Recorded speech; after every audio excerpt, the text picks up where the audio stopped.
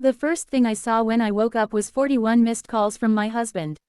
I stared at the screen from my sister's guest bedroom, still in yesterday's scrubs, my badge clipped crooked to my collar. 41 calls in under 9 hours. From the same man who, 11 hours earlier, had stood in our kitchen doorway and told me, "Your mother is not my emergency, Rachel. I have a job in the morning." I didn't call him back. Not yet. Because 24 hours earlier, I still believed I'd married a man who understood what family meant. My name is Rachel Bennett. I'm 36, a charge nurse in the cardiac ICU at a hospital in Columbus, Ohio. 12 years in that unit teaches you things no classroom can. It teaches you to stay level when a room is falling apart. It teaches you that panic never saved a single life, clarity did. I had built my whole career on staying calm when everyone else couldn't. Nothing prepared me for the night my 79-year-old mother called me from her back porch, her voice small and shaking, and said, "Rachel, honey, there's water coming in under the door and I don't know what to do." An ice storm had rolled through the county that afternoon, the kind the news warns you about for 2 days and then still catches everyone off guard. Trees down, power lines snapped. My mother's little rental house on Force Road lost electricity just after 6, and by 8, a cracked pipe under her kitchen sink had turned her floor into a shallow lake. My mother is proud. Fiercely, stubbornly proud. She's the kind of woman who'll drive on a spare tire for 3 weeks before she'll ask anyone to help her replace it. So when she called me, I knew she was frightened in a way she'd never admit out loud. "Mom, don't move. I'm coming to get you. I don't want to be a bother, Rachel." "You're not a bother. You're my mother." I was already grabbing my keys. Her place was 25 minutes from ours. I knew exactly what the plan was: bring her home, get her warm, let her sleep in the guest room, sort out the pipe and the power company in the morning. One night, that was the whole plan. I called Mark on the way. He picked up on the second ring. "Hey, you still at work?" "No, I'm headed to Mom's. Her pipe burst in the storm, the house is flooding, and she's got no power." A pause. Then, "Okay, is she all right?" "She will be. I'm bringing her to stay with us tonight." Silence. A different kind of silence than I expected. "No," he said. I actually laughed, because I thought I'd misheard him. "No, what? I've got the Whitfield presentation at 8 tomorrow morning. I can't have the house turned upside down tonight." "Mark, it's one night. She just needs a bed and a hot shower." "I know how old she is, Rachel, I know the situation. I'm telling you I can't do this right now." There was no concern in his voice. No is she hurt, no does she need an ambulance, nothing. Just irritation, clean and flat, like I'd asked him to reschedule a dentist appointment. I pulled into a gas station and put the car in park. "Excuse me," he exhaled, long and put upon, like I was the unreasonable one. "Your mother isn't my responsibility, Rachel. If she needs somewhere to stay, figure it out." For a few seconds I genuinely could not speak. I thought about the guest room down our hallway, the extra quilt folded at the foot of that bed, the fact that in 9 years of marriage my mother had never once asked Mark for a dime, never once overstayed a visit, never once made herself anything but easy to have around. "I'm not asking you to take care of her," I said quietly. "I'm asking if a 79-year-old woman can sleep in our guest room for one night while her house is literally flooding."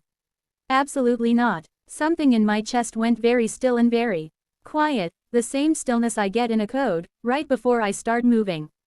I could have reminded him that I'd taken 2 personal days last spring to sit with his mother, Carol, through her hip surgery while he was on a work trip he refused to cancel. I could have reminded him I never once made him feel like that was optional. I didn't say any of it. I just said, "Okay." He sounded almost thrown by how easily I let it go. "Good. I need to be sharp tomorrow." Then he hung up. I sat there at the pump for a minute, watching a man in a Carhartt jacket fill up his truck like it was any other ordinary Tuesday night. Everything around me looked completely normal. My marriage did not. When I got to Mom's, she was standing on the porch under the motion light with a suitcase and a garbage bag of clothes, soaked to the knee, shivering. When she saw my headlights, her whole face changed, relief, then something else. Guilt. "You didn't have to come yourself, honey." Of course I came myself. She studied me the way mothers do, the way that sees straight through whatever calm face you're wearing.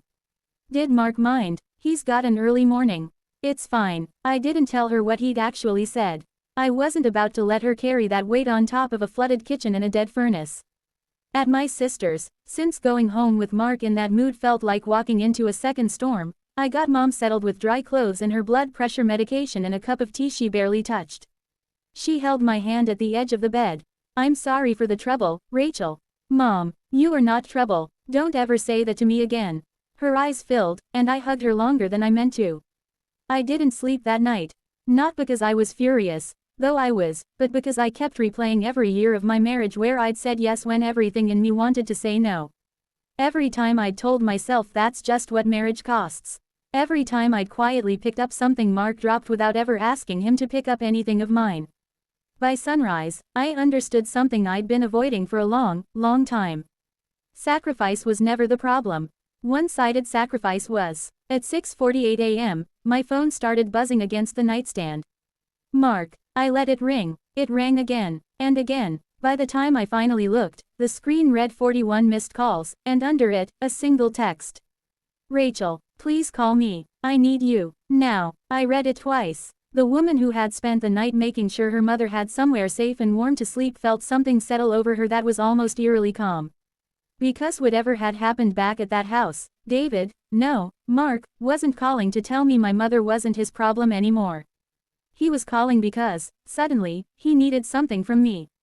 And for the first time in 9 years of marriage, I genuinely wasn't sure I was going to give it to him. I let it ring one more time before I answered. Hello. Mark didn't bother with hello. Rachel, where are you? I looked across my sister's kitchen, where Mom sat at the table in one of Jenna's old college sweatshirts, both hands wrapped around a mug she wasn't drinking from. I'm with Mom. I know that. I mean where? Why does it matter? He exhaled sharply, the way he does when he thinks I'm being difficult on purpose. Because I need you to come home. I almost smiled. 11 hours earlier, this same man had made it very clear my mother had no place in our house. Now, apparently, he needed me in it.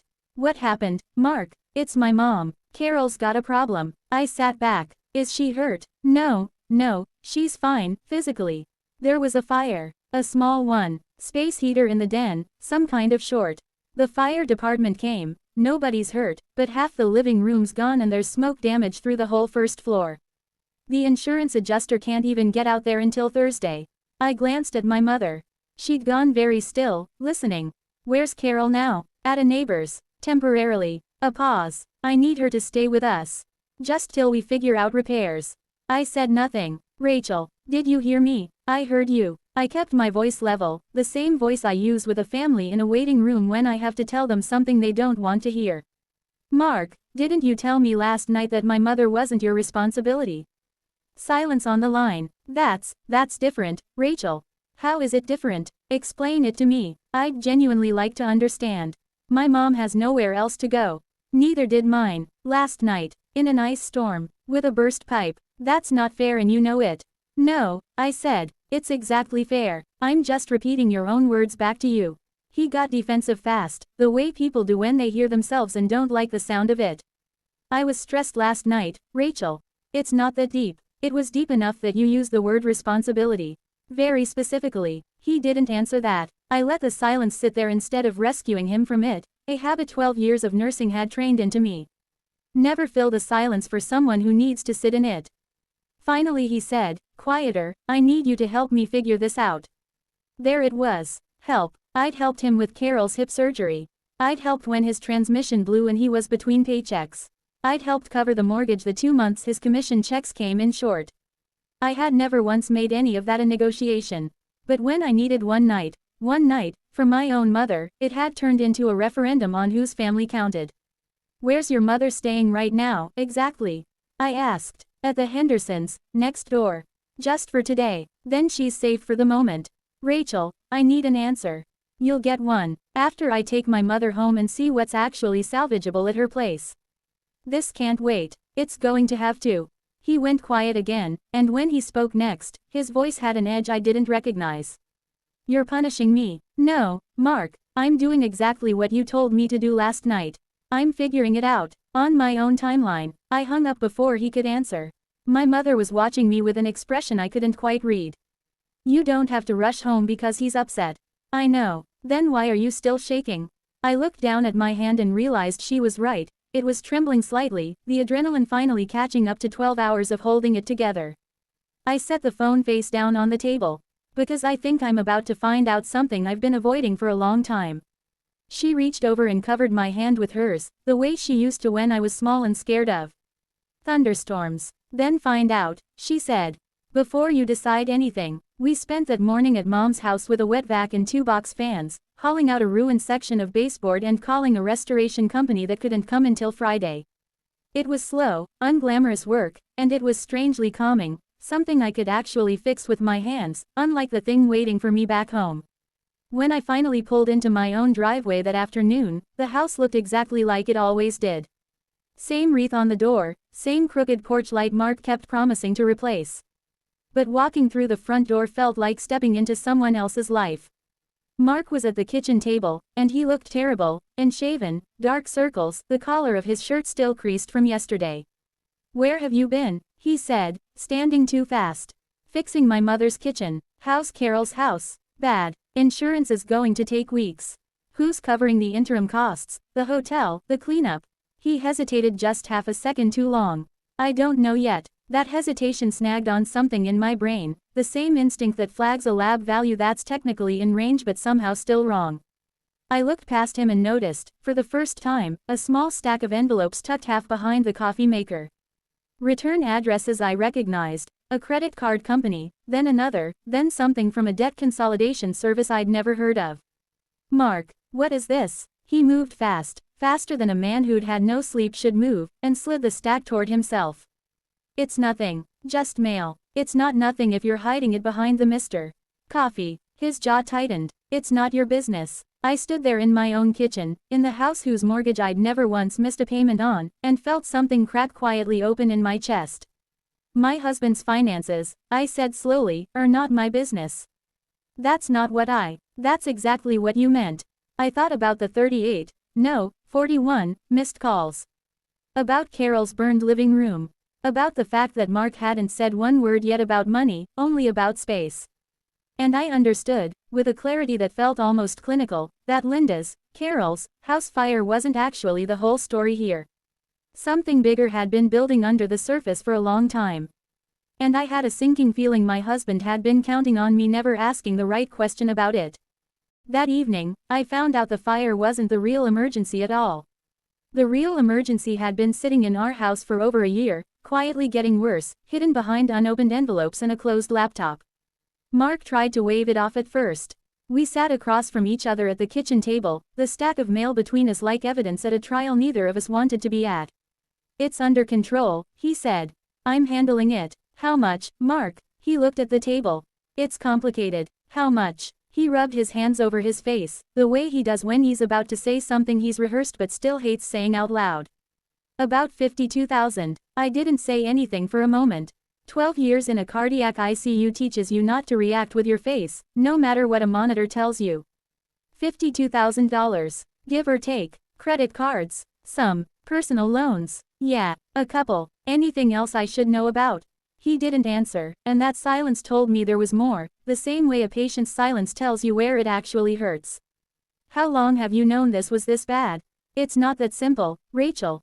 You've been hiding $50,000 of debt from me." "How long?" "I was trying to fix it before you had to find out." "Why does it matter whether I find out, Mark, versus you just telling me?" "Because I knew you'd look at me differently." I almost laughed, not because it was funny, but because it was so exactly backwards. "You didn't want me to worry. You wanted me not to know. Those are two completely different things." He didn't argue that. I asked him what it had gone to. "Not repairs, not emergencies, living expenses," he said, and then, after a long pause, "some bad decisions. A boat he'd talked about for 2 years and never bought outright but had somehow financed a share of with a coworker. A country club initiation fee he'd told me was a work expense. Weekend trips I remembered him calling, guys' trips, that I now understood cost considerably more than beer and gas money. Then I asked the question that made his face change entirely. "Have you been pulling from our joint account to cover any of this?" He wouldn't look at me. "Mark, some of it. I put money back when I could." "How much?" "About 14,000. I pushed my chair back from the table and stood, not because $14,000 was going to ruin us, it wasn't, I've always kept a tight ship on my own finances, but because of what it meant. He had quietly used our shared money, Money I'd work 12-hour shifts and double weekends to help build, while telling me my own mother wasn't worth one night in a spare bedroom. "Where are you going?" he asked. "To look at our accounts. All of them. You don't trust me." I turned around in the doorway. "Do you trust me?" "Of course I do." "Then why did you hide this from me for over a year?" He had no answer for that. He never did, not that night. I spent the next several hours at the dining room table with my laptop, pulling statements, cross-referencing charges, the same methodical patience I used charting a patient's vitals overnight. I wasn't looking for a villain. I was looking for the truth, because in my experience, the truth is always more useful than the story you tell yourself to avoid it. What I found wasn't just debt. It was a pattern: steakhouse dinners, a new set of golf clubs, concert tickets for a show I was never invited to. None of it, on its own, was a crime. Together, it told a story of a man who had been living like we had money we didn't have, quietly betting that my income would always be there to catch the difference. Then I found something that stopped me cold, a recurring monthly payment to an account I didn't recognize, under a name I'd never heard him mention. I wrote it down and closed the laptop for the night, but I didn't sleep. The next morning, on my lunch break in the hospital break room, I called the number on the statement. A polite woman on the other end confirmed it was a personal line of credit, in Mark's name, but with our home address attached to it. I sat there with my sandwich untouched, staring at the vending machine across the room, and felt the last piece of something inside me go quiet and cold. When I got home that evening, I set my phone on the counter and asked him, as calmly as I could manage, "Who is this?" He went pale. "Where did you get that?" "Our records. Our accounts, Mark, not just yours. I was going to tell you when I had it under control. You've been saying that for over a year." His face shifted from guilt to something sharper. "You don't understand what it's like." What's like?" "Feeling like you're always one step behind. Behind you, behind your paycheck, behind your whole life." I stared at him. "I would have helped you carry that. If you'd let me. You would have judged me." "I have never once judged you for struggling, Mark." "You would have. Then you should have given me the chance to prove you wrong instead of deciding for both of us." He didn't say anything to that. I sat back down across from him and said the only thing I had left. "Tell me everything. Right now. All of it." He was quiet for a long moment, staring at his hands. Then he told me the part he'd clearly been saving, the part he'd hoped he'd never have to say out loud. "There's more," he said. "It's not just the debt." My stomach dropped. "What do you mean, more?" He looked up at me, and for the first time all night, he looked genuinely afraid. "Rachel, I did something with the house." For a moment, the only sound in the kitchen was the refrigerator humming and my own pulse in my ears. "What did you do with the house, Mark?" He wouldn't look at me. "About 8 months ago, I took out a home equity loan." I sat very still. "Our house is jointly owned. You can't take out a loan against it without my signature." "I know. So how?" "I used the online portal. You'd given me access years ago to pay the property taxes, remember? I had your login information saved on the shared computer." His voice was barely above a whisper now. "I checked a box that said, spousal consent on file. I told the bank you were traveling for a work conference and had authorized it verbally." The room tilted slightly. 12 years of staying steady through codes, through families screaming in hallways, through the worst nights of other people's lives, and I had never once felt the floor actually move under me the way it did in that moment. "You forged my consent," I said slowly, "on a loan against the house I have paid half the mortgage on for 9 years. I was going to pay it back before you ever had to know." "How much, Mark?" $41,000. I almost laughed at the number. 41. The same number as his missed calls, like the universe had a cruel sense of symmetry. "So the total isn't 52,000, I said. "It's 93. He didn't correct me. I stood up and walked to the window over the sink, the one that looks out onto the backyard where we'd planted a maple tree the spring we bought this house, both of us laughing, covered in dirt, 27 years old and certain we were building something that would last. "Do you understand what you did?" I asked, without turning around. "That's not a financial mistake, Mark. That's fraud, on a document with my name on it. I know how it sounds. It doesn't just sound a certain way. It is a certain way." I panicked. The cards were maxed, the interest was compounding. I thought if I could just consolidate everything into one lower payment, I could fix it before you noticed anything was wrong. "You didn't fix it. You just moved the damage somewhere I couldn't see it as easily." He didn't argue. I turned back around to face him. "Is that why you were so against Mom staying here that night?" Because you were afraid if I was paying closer attention to anything at all, I'd find this. He flinched like I'd hit him. No, Rachel, that's not. Isn't it, though? My voice stayed level, but something underneath it had gone very hard. You didn't want complications in this house. You didn't want anyone looking too closely at anything. An 79-year-old woman needing a bed for one night wasn't an inconvenience to you, Mark. It was a risk. He sat down heavily at the table, put his head in his hands, and for the first time since I'd known him, I watched my husband cry. Not the performative kind, not tears aimed at getting something from me, but the exhausted, undignified kind that comes when a person finally runs out of road to hide on. I didn't go comfort him. I want to be honest about that. 12 years ago, I might have. That night, I stood by the window and let him sit with it, the same way I'd learned to let my own mother sit with her fear the night before instead of rushing in to smooth it over for her. I need you to leave the house tonight, I said finally. His head came up. Rachel, not forever. I'm not telling you it's over. I'm telling you I need one night to think without you in the next room, and frankly, I think you owe me that. He didn't fight me on it. He packed an overnight bag and left for his brother's place around 10, and I sat alone at the dining room table with the laptop open until nearly 2 in the morning, this time not looking for hidden debt, but calling a family law attorney's after-hours line, a fraud unit at our bank, and finally, at midnight, my mother. She picked up on the second ring, like she'd been waiting. Rachel, it's so late, honey, what's wrong?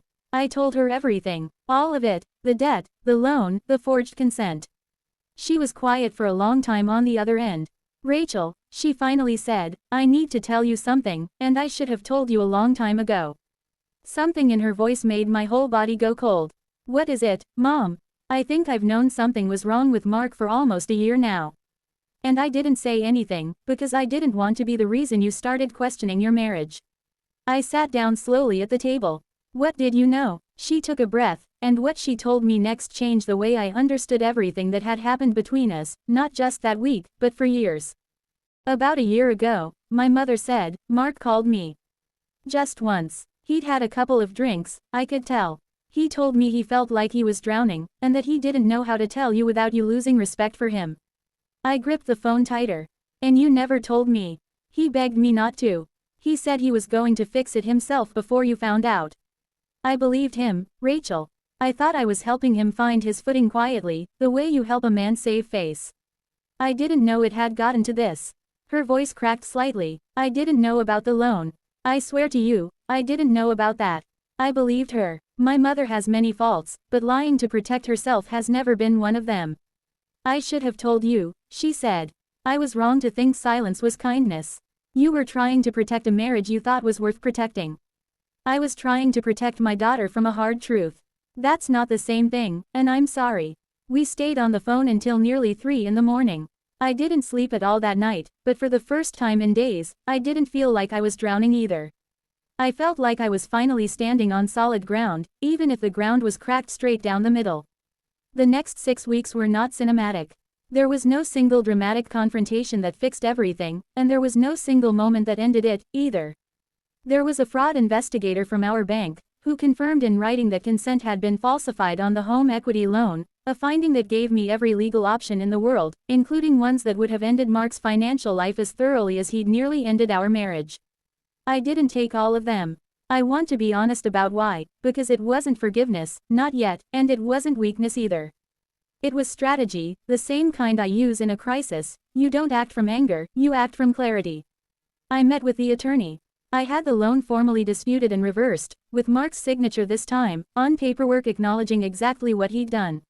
I moved my direct deposit into an account solely in my name. I required, through the attorney, that Mark complete a structured repayment plan for the remaining debt, verified monthly, with me having full transparency into every account, not because I wanted control over him, but because trust, once broken that specifically, has to be rebuilt with receipts, not promises. And I told him, in plain words, that whether we stayed married would depend entirely on what he did next, not what he said. He moved into a small apartment near his office. He started seeing a therapist, on his own, without me asking him to. 3 months in, I got a call from him on a Tuesday afternoon, and instead of panic in his voice, there was something quieter. I'm not calling because I need something, he said. I just wanted to tell you I made the full payment on the consolidated loan this month. On time, on my own. Okay, I said. I know, okay, doesn't mean everything's fixed. No, I agreed. It doesn't, but it was the first okay I'd said to him in months that didn't feel like surrender. My mother's house got repaired within a month, paid for out of her own modest savings, and a homeowner's claimed she handled herself, fiercely, refusing help from anyone, exactly like her. Carol's house took longer, and in an odd twist neither of us saw coming, it was my mother who ended up sitting with Carol some afternoons while contractors worked, two women who'd never had much reason to know each other, becoming something like friends over bad coffee and worse daytime television. One Sunday, months later, Mark came by to help me plant new azaleas along the back fence, an ordinary, unglamorous task, nothing performative about it. My mother was there too, sitting on the porch with sweet tea, watching us work. At one point Mark straightened up, dirt on his knees, and said, "I keep thinking about that phone call. The 41 missed calls. I remember the number," I said. "I used to think that was the moment I finally proved I needed you." He shook his head slowly.